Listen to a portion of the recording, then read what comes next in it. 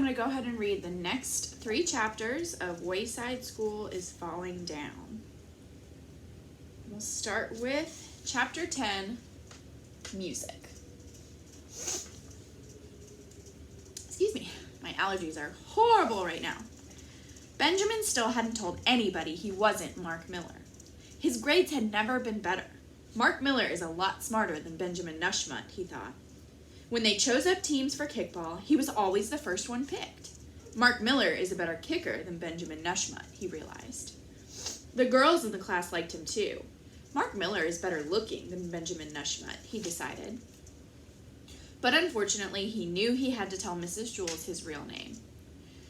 He sighed, then slowly raised his hand. Mrs. Jules gave him a tambourine. He had been so busy thinking about his problem, he hadn't noticed that Mrs. Jules was passing out musical instruments. She had just asked who would like the tambourine, so when he raised his hand, she gave it to him.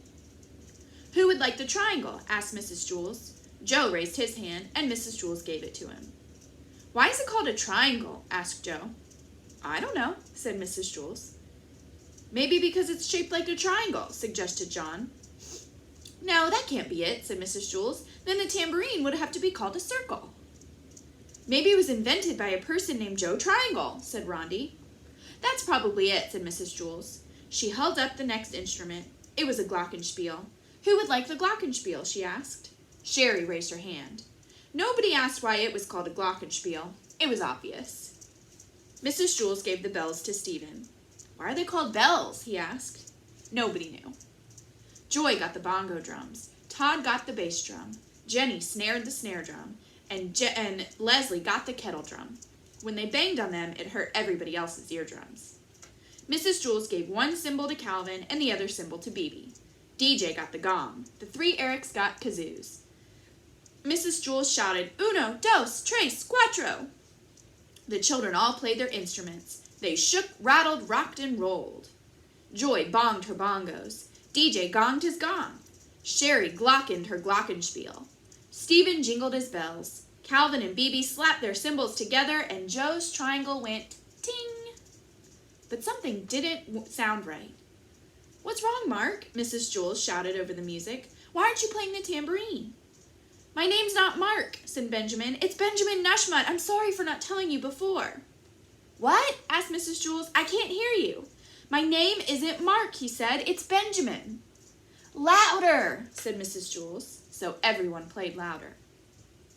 Todd bashed his bass drum. Leslie cooked on her kettle drum. Calvin and Bebe crashed their cymbals together, and Joe's triangle went ting.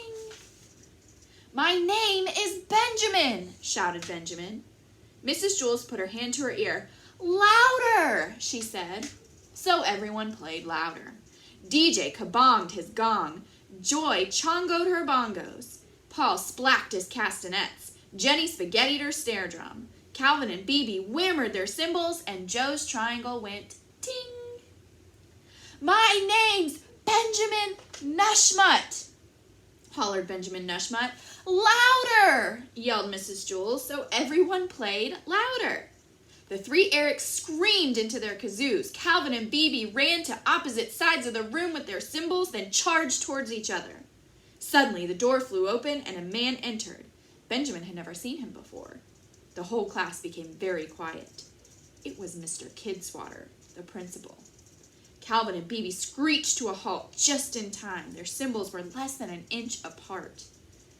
Is something the matter, Mr. Kidswatter? Asked Mrs. Jules.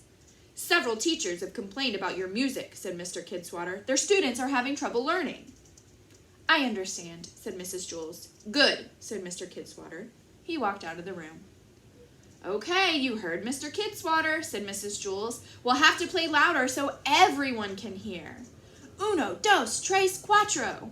They shook, rattled, rocked, and rolled. Benjamin frampled his tambourine. Excellent, Mark, shouted Mrs. Jules. He smiled. He had never played so well before. Mark Miller is a better musician than Benjamin Nushmut, he thought. Chapter 11, Kathy and DJ. Down on the playground, Kathy was singing her favorite song. Wayside School is falling down, falling down, falling down. Wayside School is falling down, my fair lady. Kids go splat as they hit the ground, hit the ground, hit the ground. Kids go splat as they hit the ground, my fair lady. DJ was walking across the playground with his head down.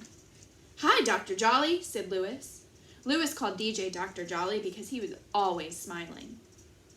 But now DJ's smile was upside down. He looked up at Lewis. Lewis had never seen such a sad face. What's wrong? He asked. DJ just shook his head, then looked back down at the ground and sadly walked away. Lewis felt like crying. Hey, Lewis, what's wrong with DJ? Asked Ron. He's so sad, said Dee Dee. I don't know, said Lewis, shaking his head. Hey, you guys want to play kickball? No thanks, said Dee Dee. I can't have fun when DJ's unhappy. Me neither, said Ron. Across the playground, all the children quit their games when they saw DJ. Nobody could have fun when DJ looked so sad. Except Kathy. She sang, broken bones and blood and gore, blood and gore, blood and gore, broken bones and blood and gore, my fair lady. We don't have no school no more, school no more, school no more. We don't have no school no more, my fair lady. The bell rang. DJ sadly looked up at the school and sighed. Hey, Deej, snap out of it, said Myron. DJ stared through his friend. You want to walk up the stairs with us, Dojo? Asked Damien. DJ shook his head. I need to be alone, he mumbled. Damien and Myron looked at each other, then started up the stairs, leaving their sad friend behind. DJ headed on up, but stopped halfway between the 9th and 10th floors and sat down. He lowered his face into his hands and cried. A moment later, someone burst out laughing. DJ opened his eyes and saw Kathy standing over him. You shouldn't sit on the stairs, dumb jerk, said Kathy with glee. I almost kicked you in the head. Kathy always called DJ dumb jerk. She didn't like DJ because he was always smiling. Now she was glad to see him so sad. Hi, Kathy, said DJ. She plopped down on the stair next to him. What happened? She asked. Did your dog die? She laughed. DJ shook his head. Are your parents getting divorced? She asked hopefully. Did your house burn down? No, said DJ. My great-grandfather gave me a gold watch. It was over 100 years old. I brought it to school today and... You lost it, Kathy exclaimed with delight. DJ sadly nodded. Kathy laughed. Oh boy, are you going to get in trouble? She rubbed her hands together. Your parents will ground you forever. No, my parents never punish me, said DJ. They know I learn from my mistakes. Oh, said Kathy, a little disappointed. But your great-grandfather will hate you, she said, and he'll never give you another present for the rest of your life, not even for your birthday. No, he loves me no matter what I do, said DJ. He likes people, not things. Again, Kathy was disappointed. But the watch was worth a lot of money, she tried, and you'll have to pay for it out of your allowance. She laughed triumphantly, sure she had gotten him this time. I don't get an allowance, said DJ. I don't like money. Kathy frowned. Still, she knew there had to be some reason why he was sad about losing the watch. You'll never know what time it is, she squawked. So? Asked DJ. Time isn't real. Kathy didn't know what DJ meant by that, but she didn't care. Well, if you don't know what time it is, she told him, you'll miss all your favorite television shows. I don't have a favorite television show, said DJ. I never watch television. He thought a moment. I'm not even sure if we have a TV in our house or not. Maybe there's one in a closet somewhere. Kathy glared at him. Well, then how come you're so sad you lost that dumb watch? She demanded. I'm afraid a bird might think it's I'm afraid a bird might think it's food and choke on it, said DJ. Is that all? Shrieked Kathy. DJ smiled. I guess you're right, he said. A bird probably wouldn't choke. In fact, maybe he could use it to make a nest. I hope so, don't you? He hopped to his feet. Thanks for talking to me, Kathy. I feel a lot better now. You're a good friend. He hurried up to Mrs. Jewell's room, taking the stairs 2 and 3 at a time. As DJ's smile turned up, Kathy's smile turned down. She followed up after him, grumbling to herself. He doesn't like money. He doesn't worry about time. He never watches television. Why is he always so happy? Everyone in Mrs. Jewell's class cheered when they saw DJ enter the room smiling. Kathy walked in behind him, frowning.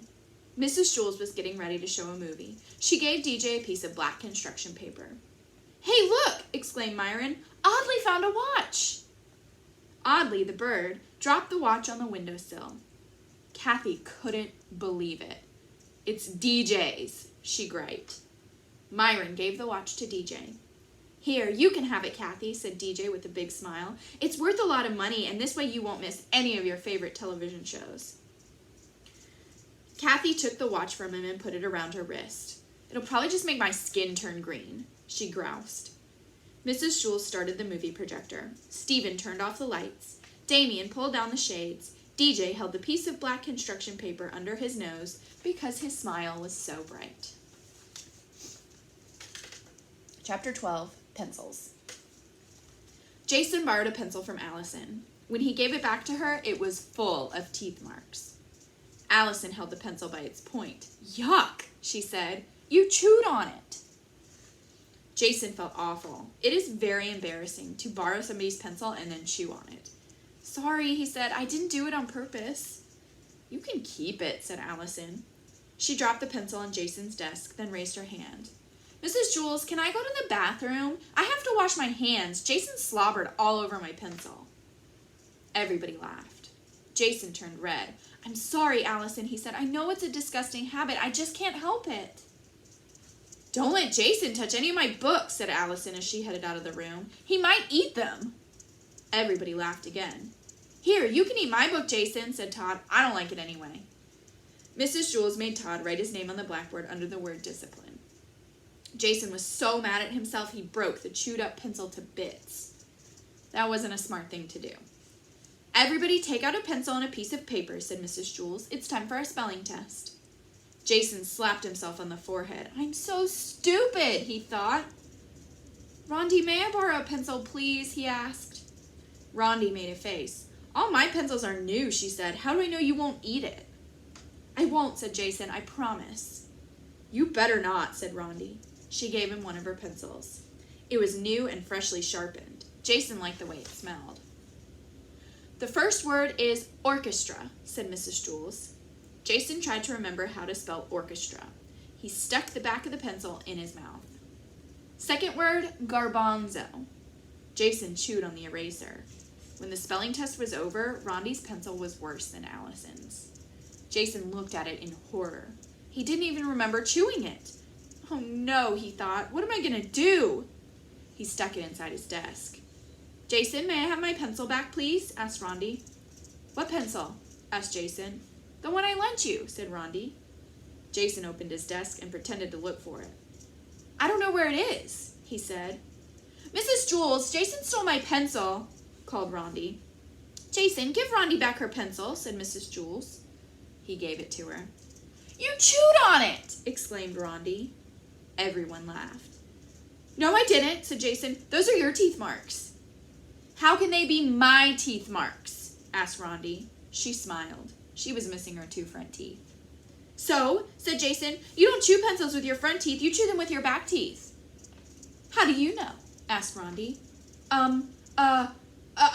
Said Jason.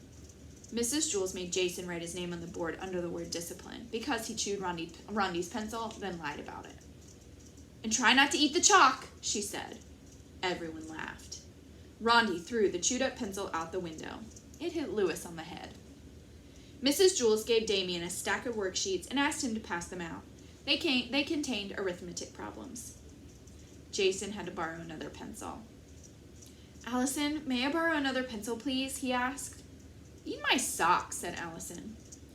That wasn't such a bad idea, Jason realized. If he stuffed a sock in his mouth, he wouldn't be able to chew a pencil.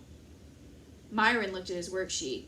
"I don't feel like doing this stuff," he said. "Here, Jason, you can have my pencil." "Thanks, Myron," said Jason. "I promise not to chew it." He hoped he'd be able to keep his promise. He thought about asking Mrs. Jules for a Tootsie Roll Pop. If I'm sucking on that, I won't chew Myron's pencil, and a Tootsie Roll Pop would probably taste better than Allison's socks. He didn't know for sure, because he had never tasted Allison's socks. But before he could ask Mrs. Jules called him. "Jason, will you come here for a moment?" she said. "I think I know how to keep you from chewing pencils." Jason smiled as he walked to her desk. "I like the purple ones," he told her. Mrs. Jules didn't give him a Tootsie Roll Pop. Instead, she taped his mouth shut with heavy-duty masking tape. She had to use a lot of tape because Jason had the second biggest mouth in the class. "There," she said. Jason started back to his seat. "Aren't you even going to say thank you?" asked Mrs. Jules. Said Jason. "You're welcome," said Mrs. Jules. "Hey, Jason," teased Allison, "you look like a mummy." "Don't sneeze," said Rondi, "you'll blow your head off." They both laughed. Jason said back to them. It was a very bad thing to say. He wasn't supposed to use words like that. "You better not pull the tape off," said Rondi. "You might rip off your lips." They both laughed again.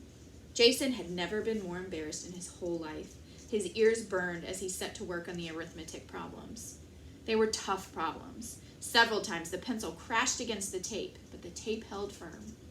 Mrs. Jules was very proud of herself. Not only did the tape protect Myron's pencil, but Mrs. Jules also noticed that Jason was quieter than he'd ever been.